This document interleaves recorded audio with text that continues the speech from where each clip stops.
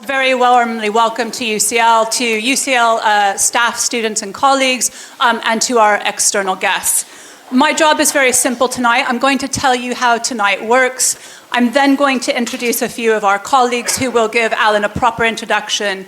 You will then hear from our guest of honor, and we will have an appreciation at the end of Alan's lecture. If you are happy to join us for drinks, we will be over in the Haldane room, and you can follow a few of our colleagues over there. So I'm going to introduce in a moment, or let me introduce now, my colleague, Professor Meg Russell, who is a professor of British and Comparative Politics and the director of UCL's Constitution Unit. She's going to be giving Alan's formal introduction. And tonight, the appreciation is by Professor Anand Menon, who is the Director of UK and a Changing Europe. Let me just say that normally during inaugural lectures, there isn't an opportunity for Q&A. This is usually the time the professor just gets to profess and then leave the stage. But as you know, Alan is an expert in democracy and representation. And one of the themes in his talk tonight is what you can do, what is your part. And so he's giving you the opportunity to ask a few questions at the end of the lecture. If there are more questions, or you just want to congratulate Alan, please do join us for a drink. Without further ado, Professor Meg Russell.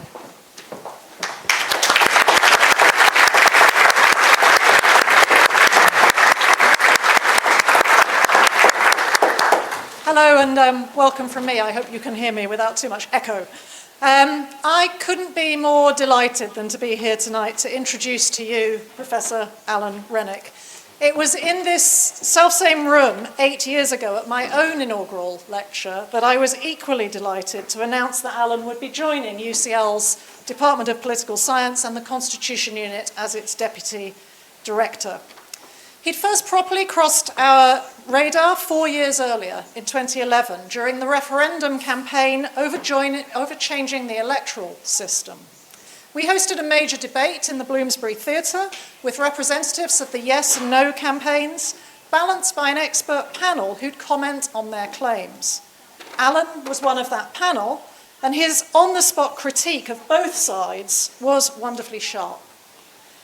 Thus starts a fascinating journey in Alan's scholarship, which has encompassed ever-increasing parts of our Constitution. Having started primarily as an electoral systems expert, the 2011 experience clearly tickled Alan's interest in referendums, how to hold them well and how easy it is to hold them badly, and the importance of good quality campaigns and public information. But he didn't stop at referendums. The next UK-wide one was, of course, held on Brexit. So Alan was soon to become a Brexit specialist as well. Shortly before that referendum, he made two pretty remarkable contributions. First, in our earliest formal collaboration with Anand's UK and a Changing Europe, Alan devised a set of public seminars exploring what the constitutional consequences would be of a vote for leave. These were approached seriously with carefully prepared briefing papers, but many, assuming the outcome, saw them as just a bit of fun, an exercise in counterfactuals. Topics like the Northern Ireland border had hardly featured in the referendum campaign, but I remember waking blearily in the early hours of the 24th of June 2016 to suddenly hear commentators quoting from those briefings. In a similar vein, Alan wrote a blog post, The 16 Things You Need to Know About What Will Happen If We Vote to Leave the EU. This soon became our most read ever blog post, outstripping tenfold the nearest competitors. Clearly this was an impressive achievement on Alan's part, but of course also illustrated the dire lack of reliable official information in that referendum and the public thirst for it.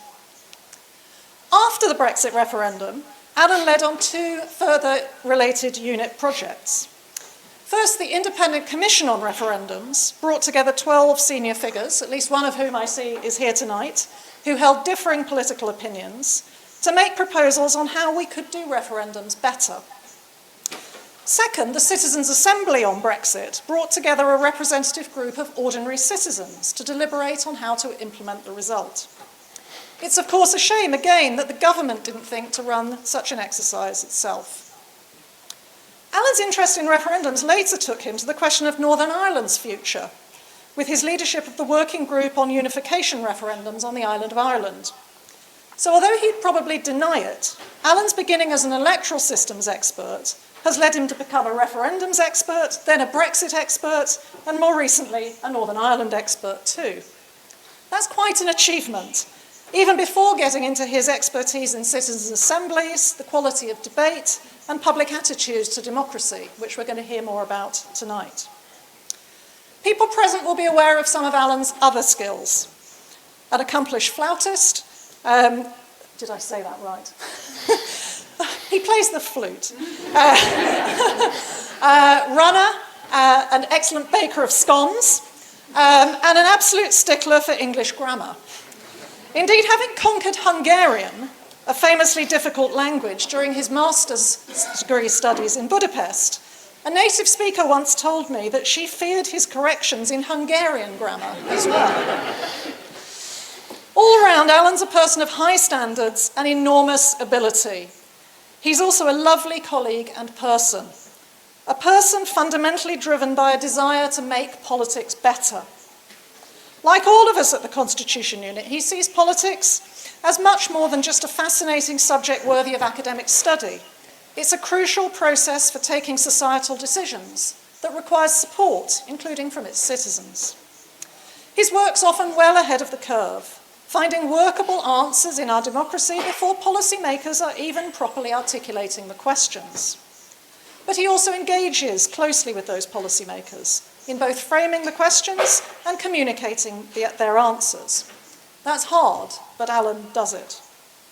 And as well as helping drive the unit's impact work, Alan leads for the department on impact, including being the charismatic host and organiser of the department's Uncovering Politics podcast. And he's also a very popular teacher. So thank you, Alan, for everything you've already done for the Constitution Unit, for the department, for your students, and for the policy world.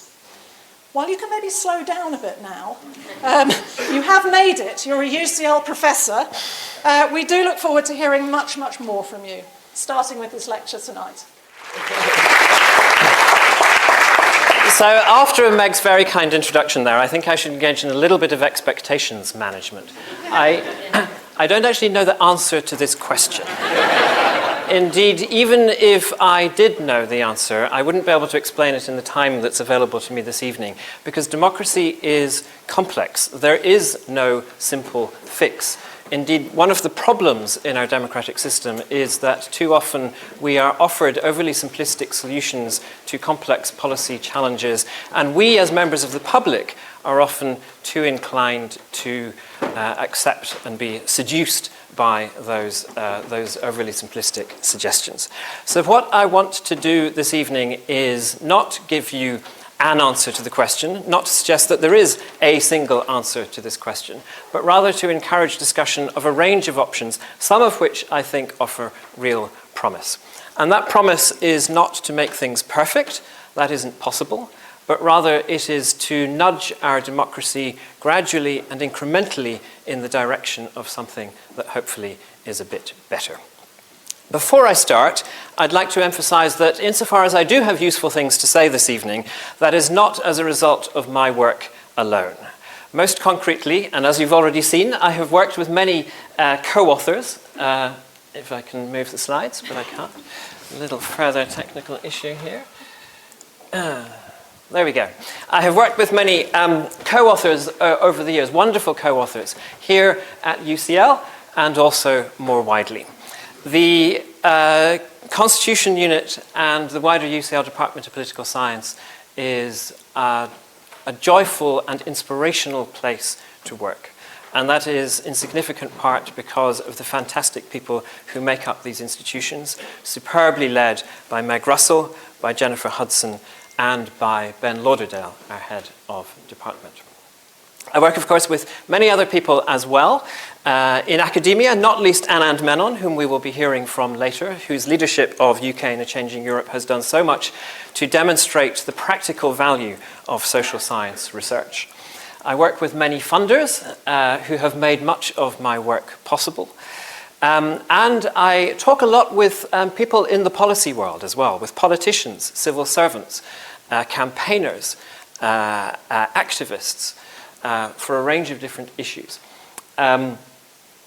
I learn a great deal from all of my conversations with them. I hope sometimes they learn something from me and maybe even change what they do as a result occasionally. So it's great to see so many of these people here this evening. And I want especially to mention the Minister for the Constitution, Alex Burghardt, who I know has a very busy schedule, but has been able to join us this evening.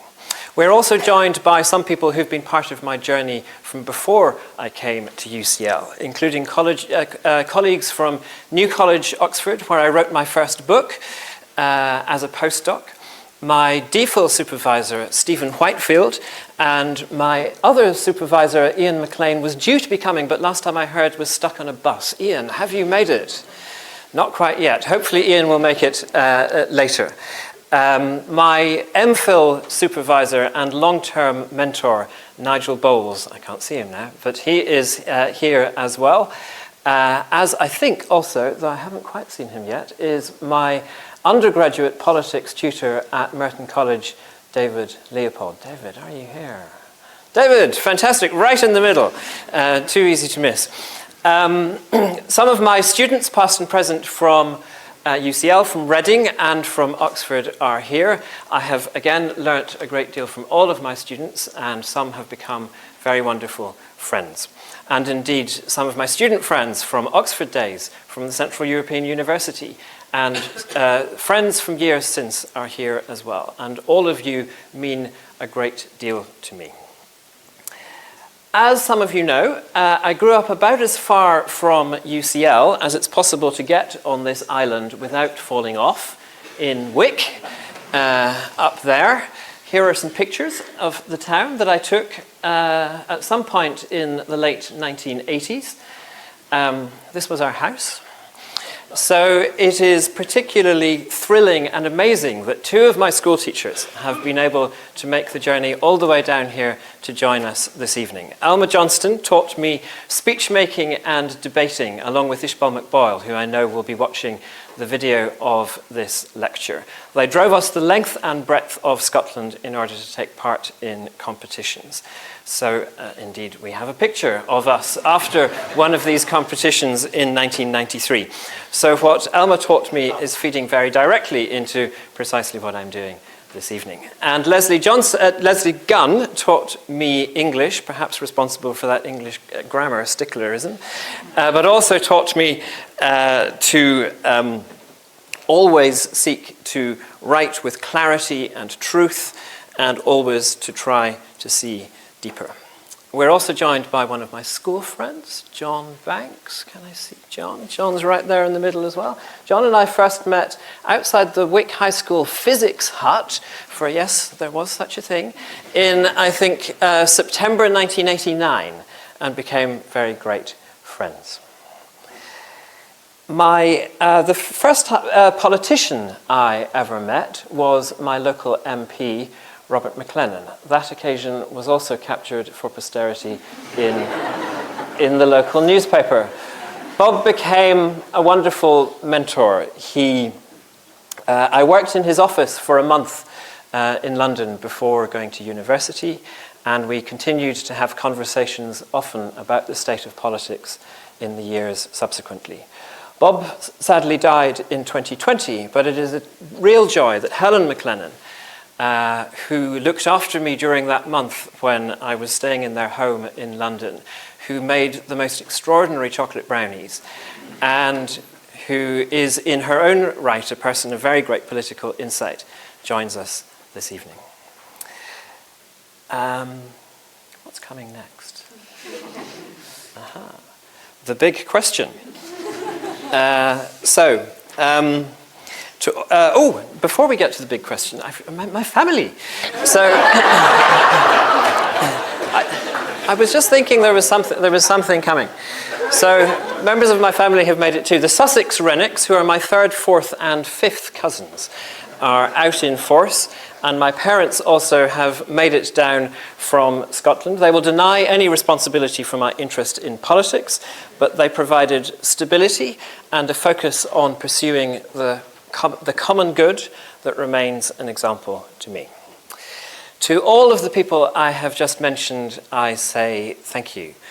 An inaugural lecture is kind of set up as a celebration of one person, but becoming a professor is never an achievement of one person. So it's wonderful to be able to share this occasion with all of you and to say that all of you are up here on this stage too. Creating a professor, creating a person is a collective endeavour. And so, of course, is creating a well-functioning democracy. Now we get to the question.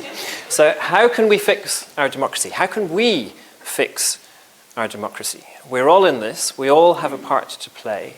And I'll be returning to that theme at the end of the lecture. So how should we approach this question? Well, it's easier to fix a problem if you know what the problem is.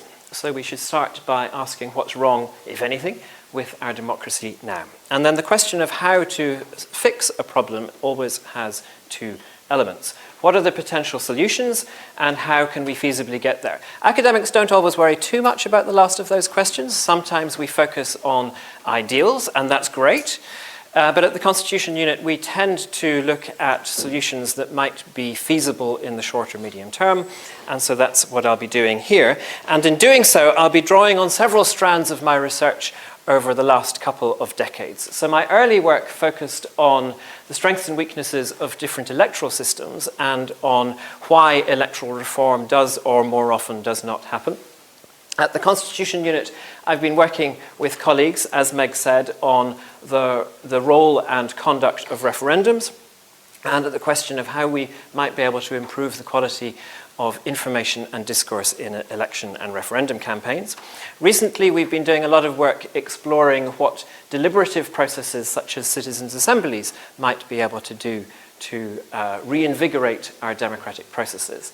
And at the moment, and partly overlapping with that, we're looking at public attitudes to democracy in the UK.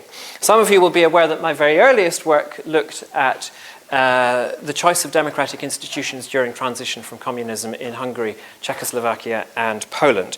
I won't be drawing on that work directly here, but it laid foundations for everything that I've done subsequently. And it has also given me particular perspective both on democratic hope and on the dangers of democratic backsliding.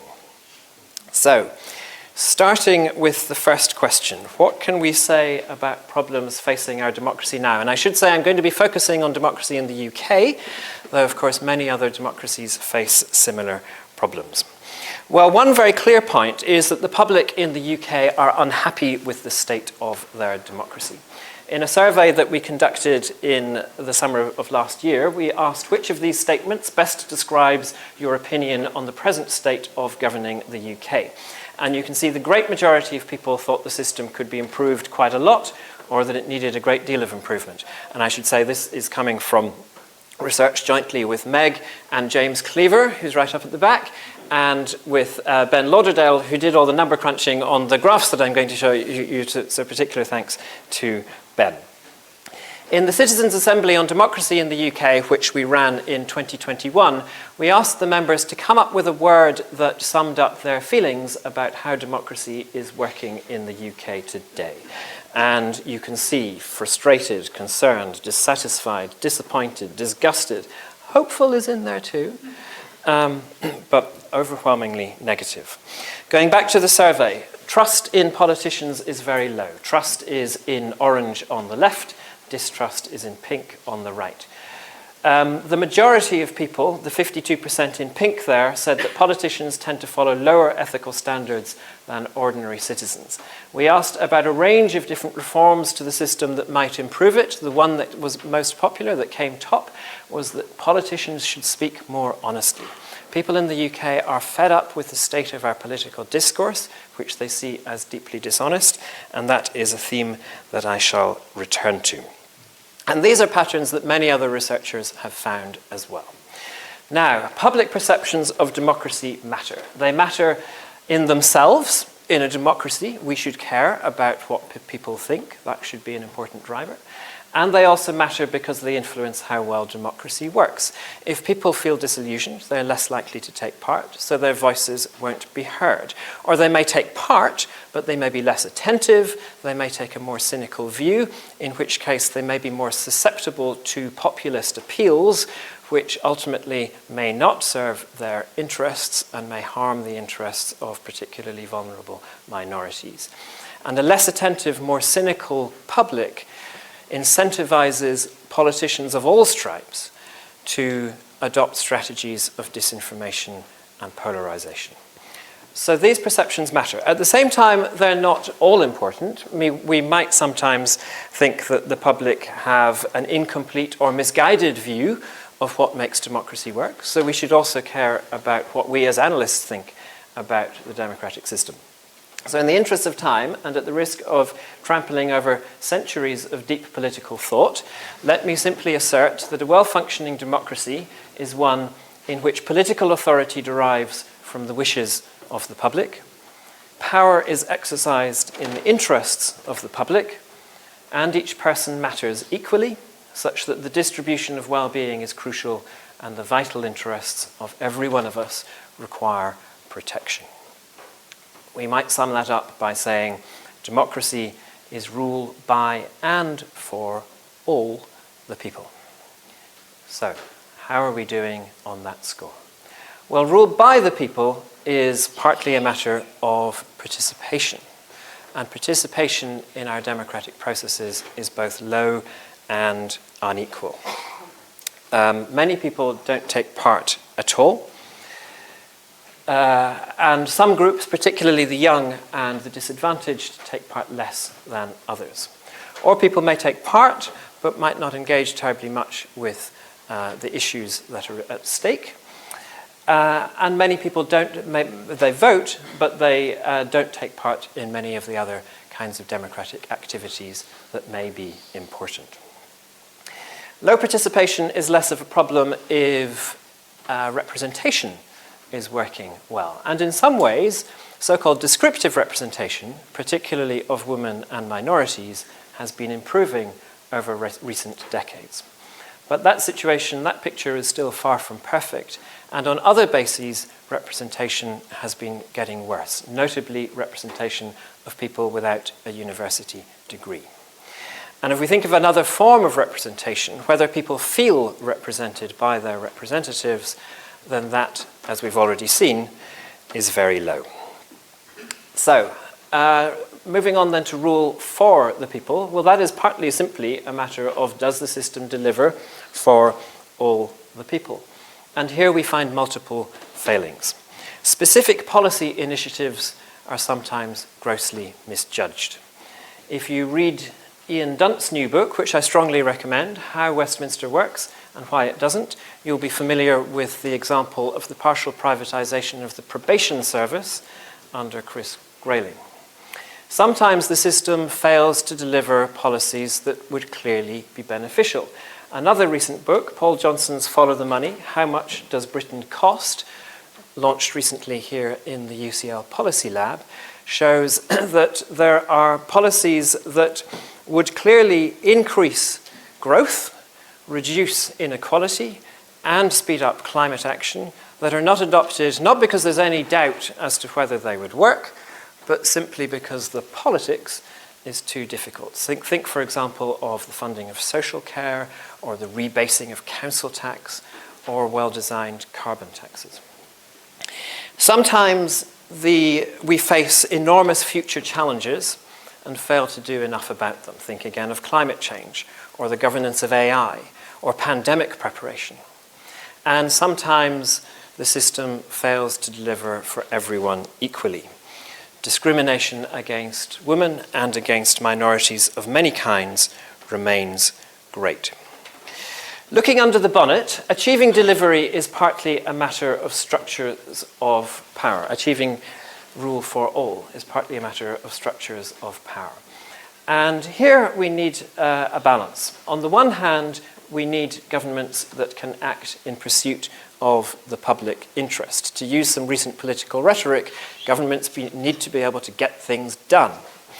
And that can be very hard, particularly when multiple vested interests are pushing against change.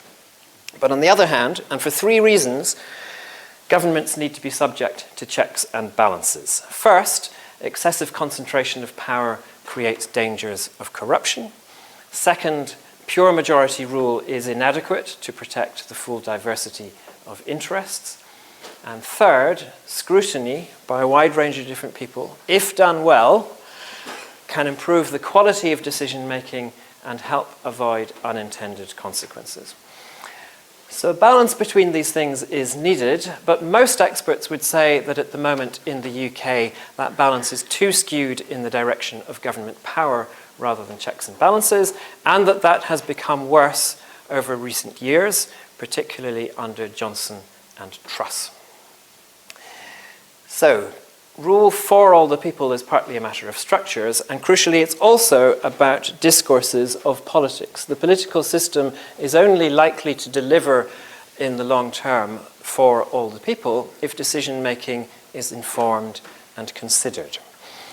But the discourse of our politics is grim. Lies, such as this and this, are far too common. Beyond outright lying, those in power, as well as campaigners and commentators, often spin heavily or fail to answer the question, leaving the public feeling disrespected and used. And I think sometimes those within the Westminster Village make a distinction between lying, which is not allowed, and spinning, which is fair game. But the public do not make that distinction. They see it all as dishonest, and they're fed up with all of it. And problems around misinformation are only likely to get worse as the AI revolution really kicks in. Now, to be clear, politicians often spin or fudge in pursuit of noble causes. Indeed, many politicians feel trapped. They have to dissemble or spin in order to win the power that they need in order to do good and important things that they believe in. So the problem here is about the system. It's not about individual politicians. Furthermore, another problem of our discourse at present is that those who seek elected office are often subject to wholly unreasonable levels of public abuse.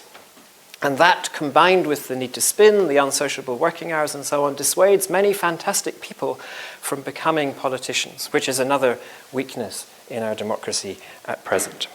And also under the discourse heading, I should mention polarization, which is too high on many issues. Too often we fail to listen, fail to respect other views, and fail to seek a shared way forward. So, there are many problems, and I haven't even covered all of them. What then can we do? Well, I'm trying to cover quite a lot of territory in this lecture, as you might have noticed, but I can't cover everything. So clearly, not all the causes of democratic ills lie within the democratic system itself. Social inequality feeds democratic inequality and polarization. So tackling social inequality is an important part of strengthening our democracy. People will be more likely to become disillusioned with politics if politics fails to deliver. So delivering on economic growth, on better public services, on all the other things that people care about, that matters too. Though remember, as I've already suggested, a healthier democracy is more likely to deliver effectively on policy. So it does go both ways. Focusing in on the democratic system itself, there are many aspects of the system where there are important debates about the role and the functioning of the courts, parliament, civil service, watchdogs, and so on. Also, there are debates about decentralization. Today, we have in the news the question of the funding of politics. There are experts in the room on all of these issues. I will leave them, at least for this evening, to all of you. And I'll focus instead on two areas where I have done research. Firstly, electoral reform, and second, improving information and discourse in politics. And in doing so, I'll also be addressing the third question that I had at the beginning about feasibility. And I'd like to make two general points about that before I go into the specifics of the particular potential solutions. The first comes from my first book, The Politics of Electoral Reform, and it is that all paths to reform run through politicians, and furthermore, politicians' personal interests are more at stake when it comes to democratic reform than in any other policy area. That is not to say that public opinion doesn't matter on these things. Actually, that it does was an important element of the argument in the book. It does not mean that politicians don't care about our democratic system. They do. Most of them are good people. But nevertheless, the more politicians see that a particular reform would be harmful to their interests, the less likely is that reform to take place. The second insight comes, at least to me, from a book by Wolfgang Streeck and Kathleen Thielen called Beyond Continuity, and it is quite simply that institutions change gradually. They identify various different mechanisms of change, they call them layering and conversion and various other things, but the overall picture is that institutional change is incremental. So these are two important points that I will be returning to. Okay then, let's move to electoral reform as the first possible solution here. So several prominent commentators see the replacement of first past the post with a proportional system as the core reform that our democracy needs. And public opinion seems also to have moved in favour of electoral reform. We asked a question about this in our survey, and at least among the people with a view, a clear majority favoured electoral reform, and that fits with evidence from the British Social Attitudes Survey and elsewhere. So the argument goes, against first past the post, goes that it generates unfair disproportionalities in representation. It incentivizes parties to focus on swing voters in marginal seats to the detriment of everywhere and everyone else. It disincentivizes voters in safe seats to turn out. It leads to concentration of power. It fuels polarization by maintaining two-party competition. And it encourages a culture of winner-takes-all politics rather than a culture of cooperation and compromise. That's a pretty severe charge sheet. It covers most of the problems with democracy that I talked about earlier. And there is much in every one of these points. However, we shouldn't oversimplify. First, there's a trade-off, often, between representation and accountability. PR allows fairer and broader representation. Accountability tends to produce single-party majorities, which makes it easier for voters, as the saying goes, to throw the rascals out. And both of these things, representation and accountability, matter to voters in the UK. We asked about people's views on what it's important for a voting system to do. The thing that came top was give each party its fair share of seats in Parliament based on how many votes it got. We also asked about what are the most important features of a democracy. And here the top, some of you might be able to read this, if those in power do a poor job, they can be voted out. Representation and accountability. So you could introduce a proportional system and it would clearly bring benefits in some ways in terms of representation, but if voters perceived that their ability to determine who is in government they perceived that as having been impaired, then that could cause difficulties. What of the argument that first past the post leads to concentration power, polarization, winner-takes-all politics? Well, it often feels like that, and has done in recent years.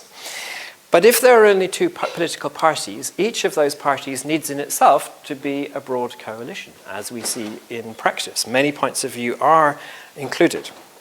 And one of the most famous theories of political science is median voter theorem, which says that if you've got two parties, then those parties will tend to locate themselves in the centre ground because that's where they maximize their vote. Think, for example, of Blair or Cameron or Starmer, or even Johnson in his economic centrism. Now, there are flaws with median voter theorem. It is too simple. Sometimes parties are captured by zealots, and sometimes it is the optimal strategy for a party to differentiate itself from others. But the case that first past the post is the source of polarization and winner-takes-all politics is not a slam dunk. Now, to be clear, my point here is not to argue against proportional representation. It might well be that that would turn out to be the best system. Rather, my point is that it's no panacea. It might make things a bit better, but that is all. What about the practicability of electoral reform? Well, we've seen that public support for PR has risen. There's certainly very strong support in the grassroots of the Labour movement, but the Labour and Conservative leaderships are in opposition.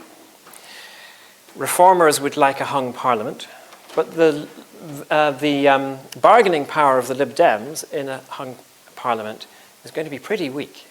They might get a referendum, but as we saw with the 2011 AV referendum, such a vote might well be lost.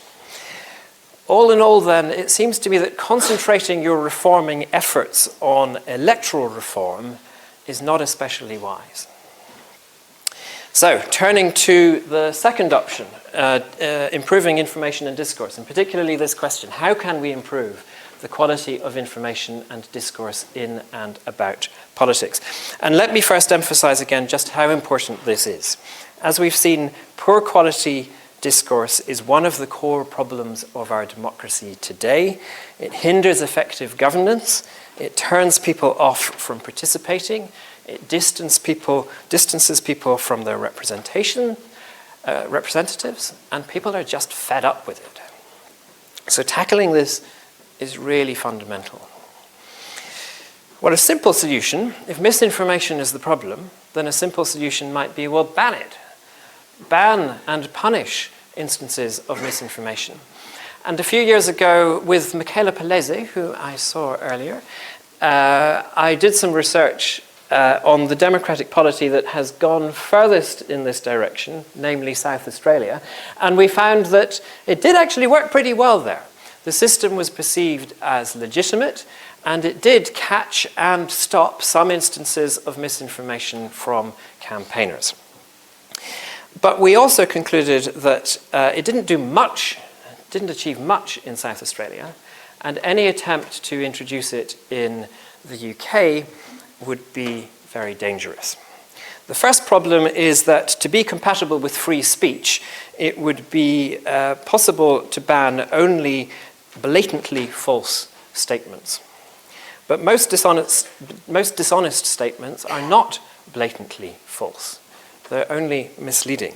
And if you introduce a system that promises to deal with misinformation but then lets a great deal through, then you risk making things worse rather than better. The second problem is that populists have learned the power of the blatant lie. Complaints about the lie only focus attention on the populist's chosen narrative, and if any establishment body tries to move against them, they scream blue murder. So it may be there's some scope to do something on the margins with banning and punishing misinformation, but it's not going to get us very far. We need to, we need other approaches, and I'd like to suggest three particular approaches coming from my research. First, we need to ensure access to high-quality information. Now, various bodies are actually already working on this. The social media companies have upped their game. The Electoral Commission has greatly increased the amount of information it provides at election times. A range of volunteer groups are doing great work. And some media outlets have brought fact-checking more into the centre of their coverage. But all of this needs to happen much more, and the need for concerted action will grow as AI develops further.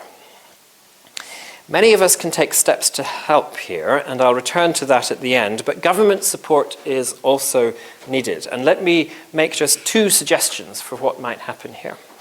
So first, as we've seen in recent weeks and months, we need better protection of the independence in both financial and governance terms of public service broadcasters such as the BBC and of regulators such as Ofcom and the Electoral Commission so that they can play their roles fearlessly.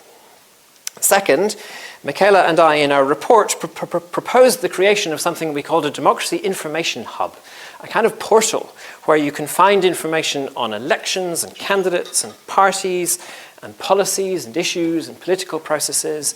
High quality, reliable, and easily accessible information. You can go there, you can start exploring around, find all sorts of things you didn't even know you wanted to know.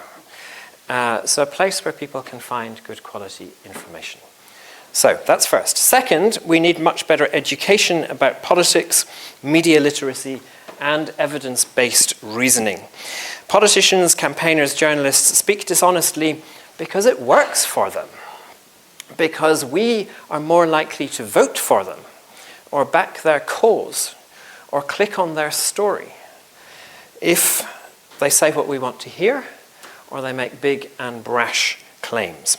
We can't tackle dishonesty without reducing the incentive to engage in it, without reducing the demand for it.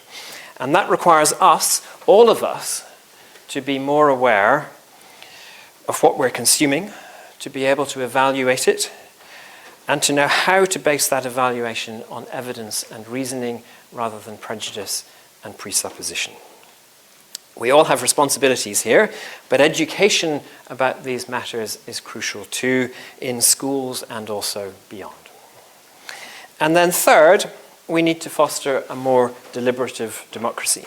Now that is a term that some of you are very familiar with and others rather less so. What I mean by it is the idea or ideal that decisions should be based in deliberations that all can participate or at least be represented in equally, that are informed, open-minded, and thoughtful, and that seek outcomes that as many as possible can acknowledge as fair and reasonable.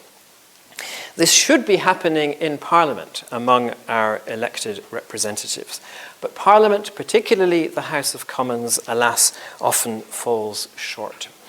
And part of the reason for that, sadly, is inherent in any body containing people who are elected and who want re-election.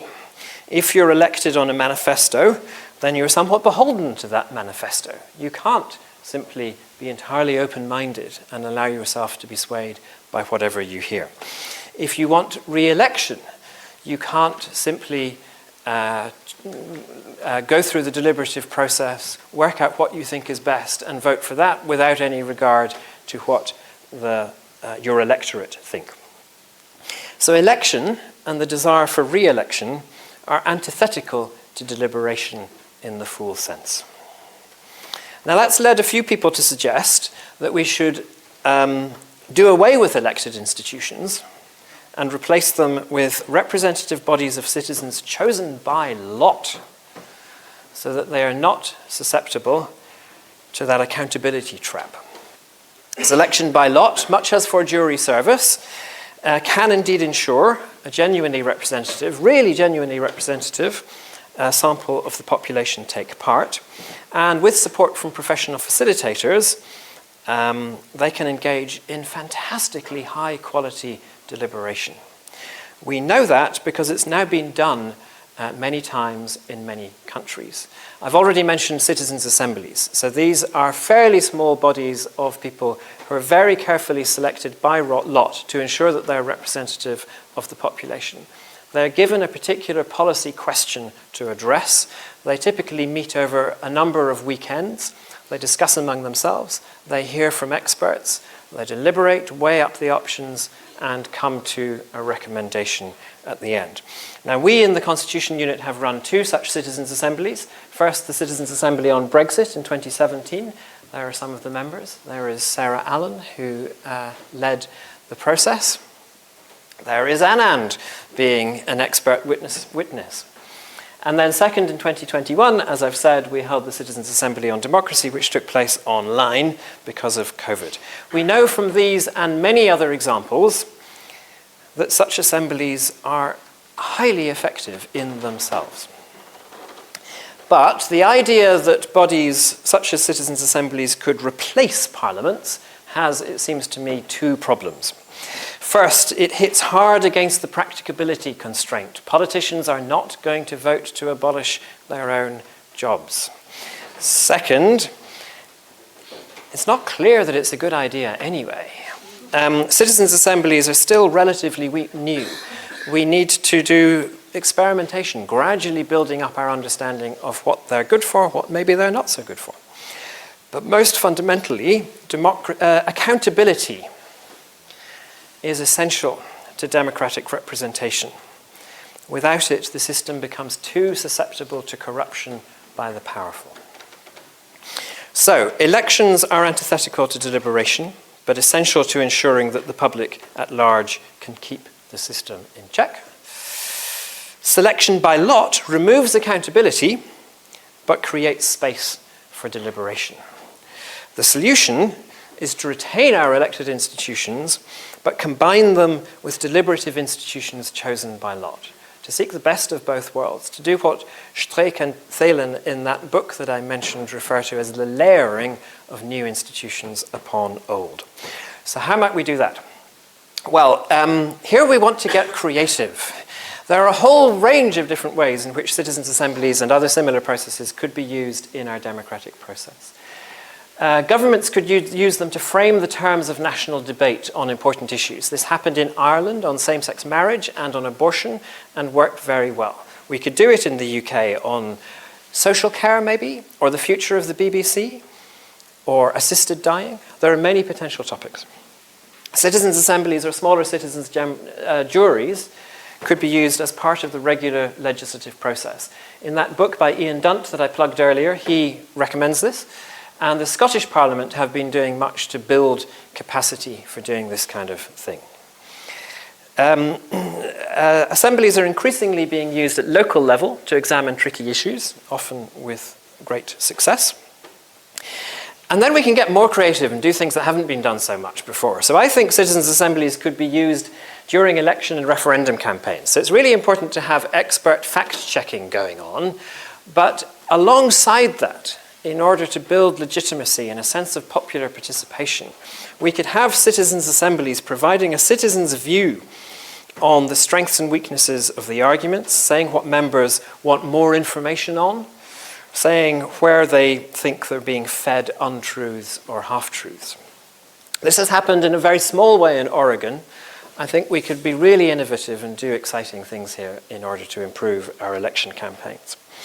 Another idea comes from the recent Brown Commission on the future of the UK, that citizens' assemblies or citizens' juries could be used to strengthen the protection of ethical standards in public life. This is an idea that I find rather interesting. I think it deserves further exploration.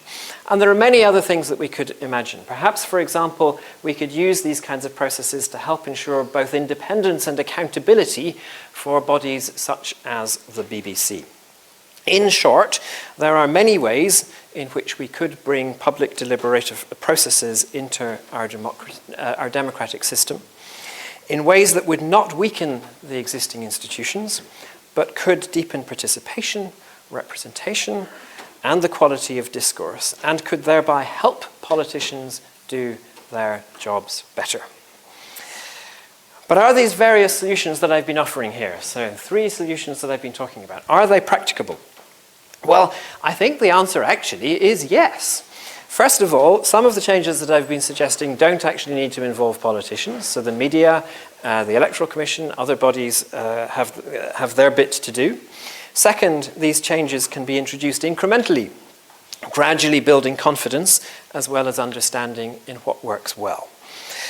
Third, now this one's a bit more complicated, so achieving the full potential of such reforms does require buy-in from politicians, which is sometimes the tricky bit.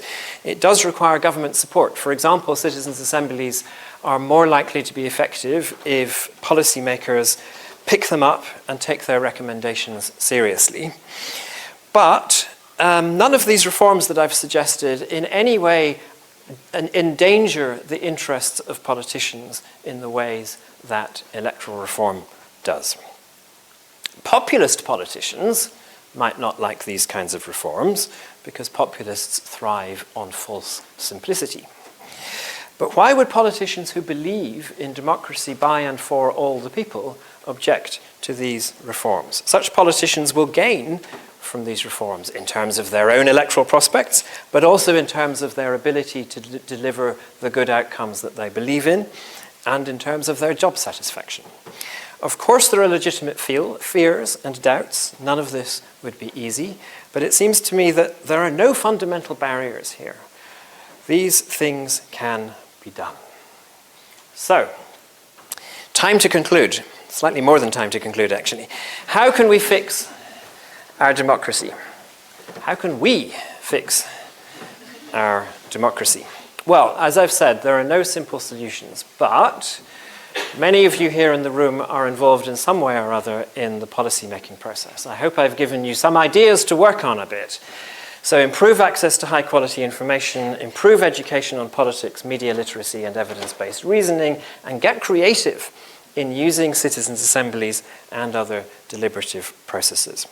Some of us here in the room are researchers, so we can be working with policymakers to develop these ideas further and test them thoroughly. Some of us are educators. In our own practice, we can be thinking, are we always encouraging our students to question their own assumptions, to remain open to other viewpoints, and to base conclusions on evidence?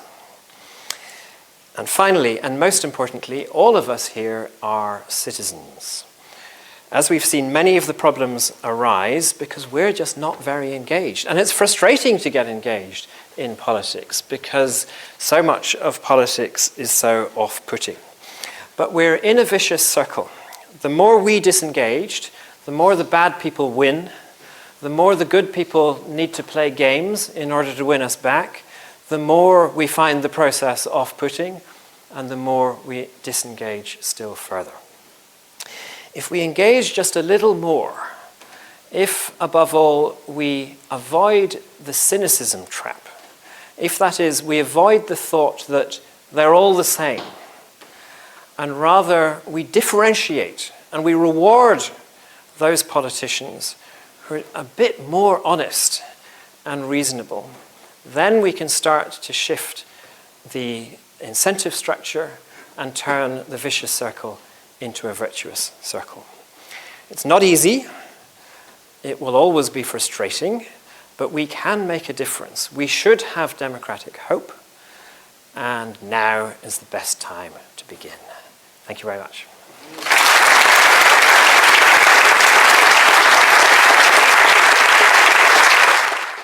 Keep clapping. I can't work it. Alan, bravo. Can you hear at the back?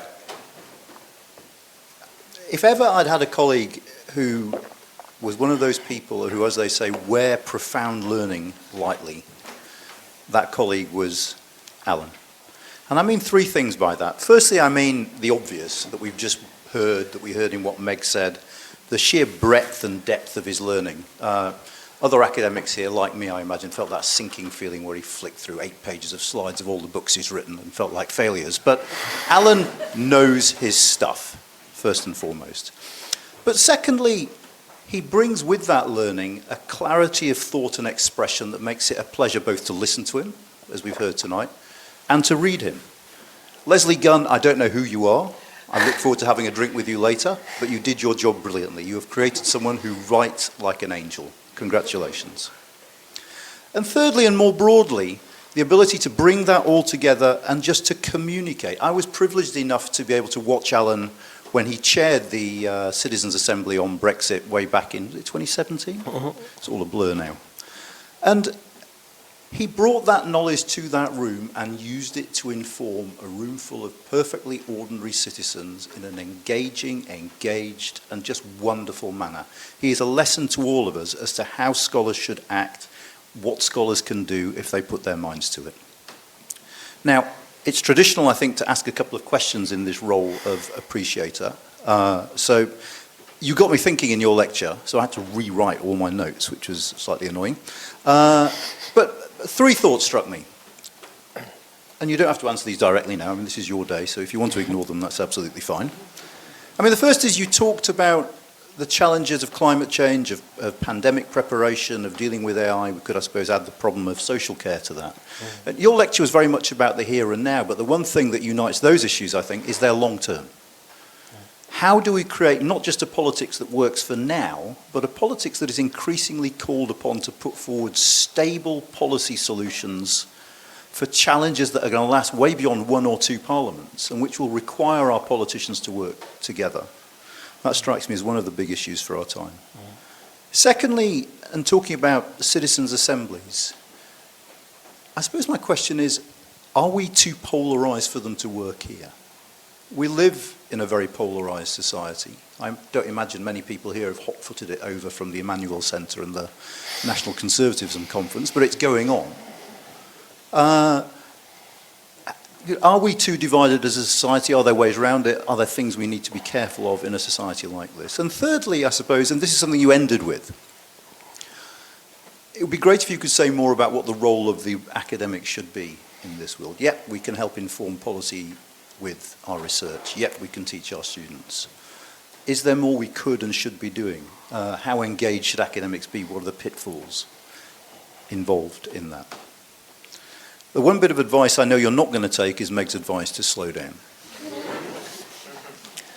But I just wanted to say that it's been an absolute delight working for you over these last few years, and I'm very, very much looking forward to working with you very much more in the future. Congratulations, Alan.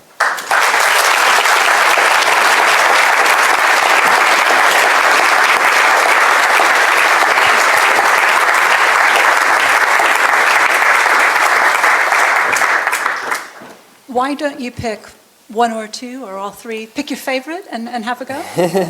They're all great questions. How should we... And thank you, Anand. It's been so wonderful working with Anand as well for these years. Anand turns up at our citizens' assemblies on all sorts of different subjects and is very happy to be told, okay, you're going to have to be the expert on this, Anand.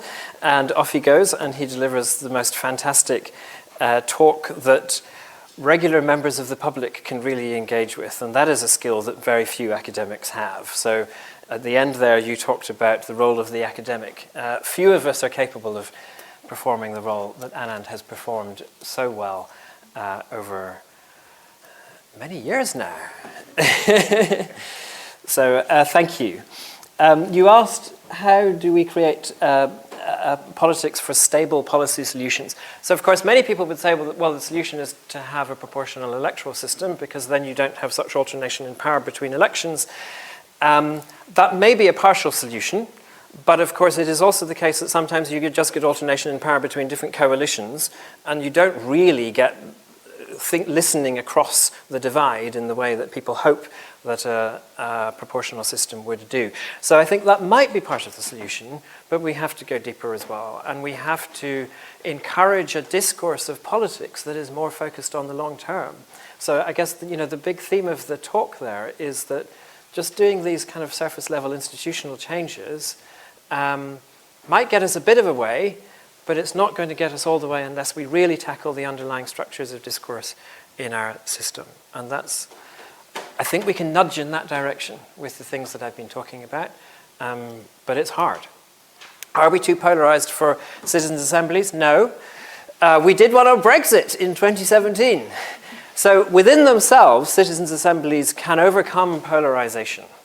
It's not a problem if you have fantastic facilitators like Sarah, who know how to bring people together and get people listening to each other and engaging with each other. The hard part with citizens' assemblies is always, okay, they do their great thing, then the recommendations emerge into the wider political world, and if that world is very polarised, then people won't listen. So I think initially, as you're building this up, you need to choose topics where there isn't polarisation, because then the broader political system will be more receptive. So issues where politicians know they have to do something, but they're not very clear on what they should do. They know there are political costs attached to any possible policy solution. That's the kind of issue where citizens' assemblies might very well be tested out early on. What's the role of the academic? How engaged should we be?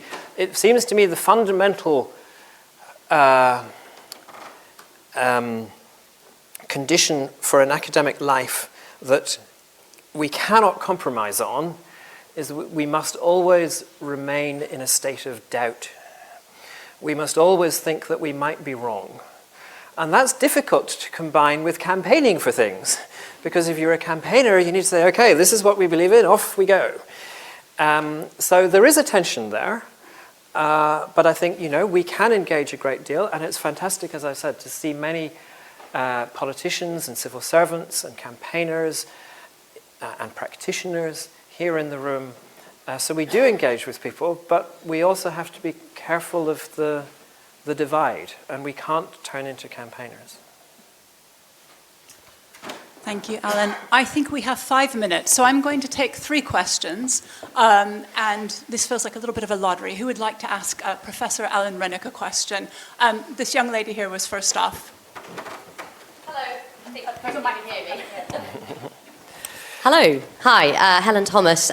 Probably shouldn't have stood up because Alan, I'm one of your former students, and I've just been from what I now, some of my other tutors are in the room as well, so this is extremely frightening. But I really enjoyed that, found it very interesting, have a similar optimism to yourself, but I want to pick up on polarisation, because I think that when we move, if we were to move forward in time and we get to the Alan Renwick retirement lecture, not many years from now, we'll look back on this period and we will say, goodness, we're in the midst of a technological revolution, which probably means that we'll be doing it in the metaverse. But we had that. We had a banking crisis. We had a schism with our closest trading partner. We had a once-in-a-century pandemic, etc., etc. What I find frustrating in this question of polarisation is, wouldn't you expect people to be angry? These are massive issues individually, cumulatively even more so. And when things are difficult, it is hard to have that well-informed debate that you're talking about. So my question to you is, to answer your how can we fix our democracy and your excellent 3 solutions, isn't there a first step which is accept the polarisation, because otherwise you fall into the cynicism trap and think nothing can be done? Thank you. Okay. There was a young lady also in the back in the red shirt. Hi, Alan. I think you know what I'm going to ask. £10 if you can guess it before I do. This is fantastic and amazing to see such a packed room talking about democracy. It's really a testament to you. So my counter-argument to your point about PR is just about context, really. So you talked about polarisation, you talked about the moment that we're in, and you also touched in looking at the survey results on the fact that people talked about this is all, politicians are all the same. We've had the rise of Tina, there is no alternative. And I would argue that a lot of that comes from a very truncated electoral system, binary politics, winner takes all.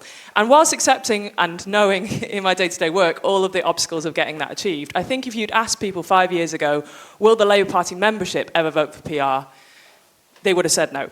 So my point about this is also about the fact that in 2015 we had 12% of people vote for UKIP, and then a few years, and they got 1 seat, and a few years later we had the Brexit referendum. I think you can't look at changes to the electoral system without looking at the context that we're sitting in. And my argument for PR would be that it's a huge shake-up which would nudge politicians out of their complacency right now, and would be something about do something for polarisation and maybe people's engagement with politics. Would you agree with that to some degree? Maybe from this side of the room. Question over here. Gentleman right here in the middle. Yes,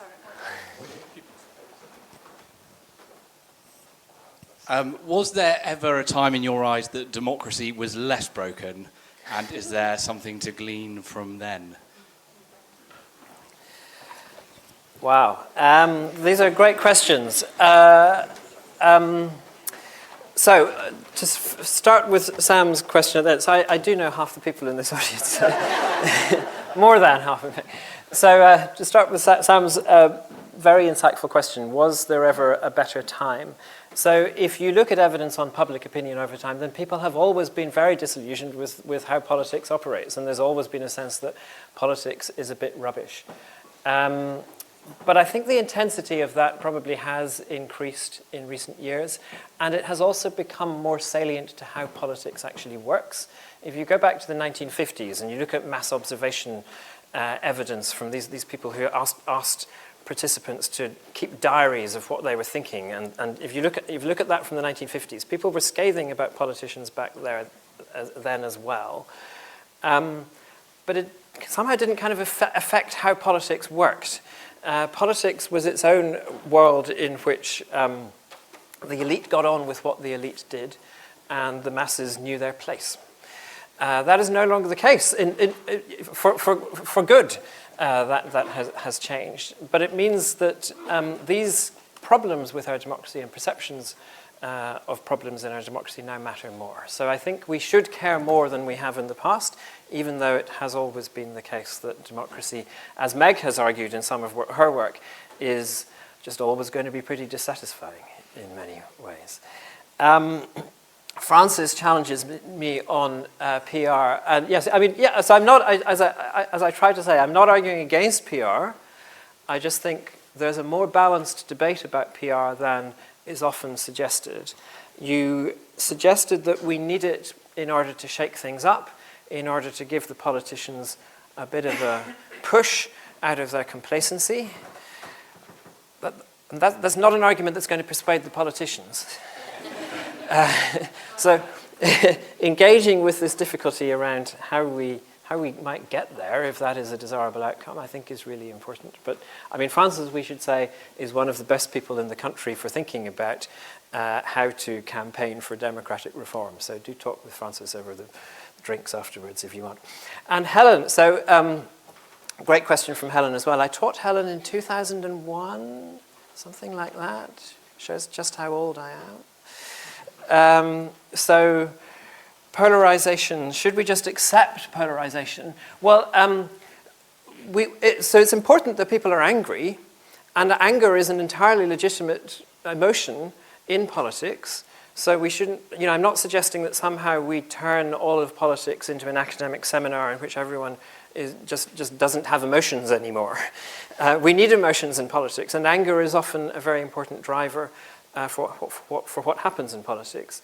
But if we actually want to kind of then make progress on things, then we need to find ways in which decision-making processes can deal with that anger and can deal with that polarization and can come up with something good out to the other end.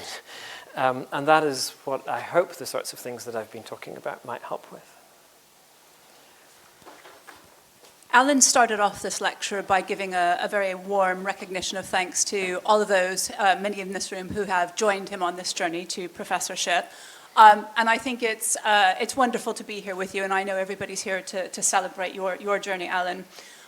To close this lecture, I think what we want to do is just put that back now to Alan and recognize that a UCL professorship is an outstanding achievement, and it comes from support from people in the room, but it comes down to your bloody hard work.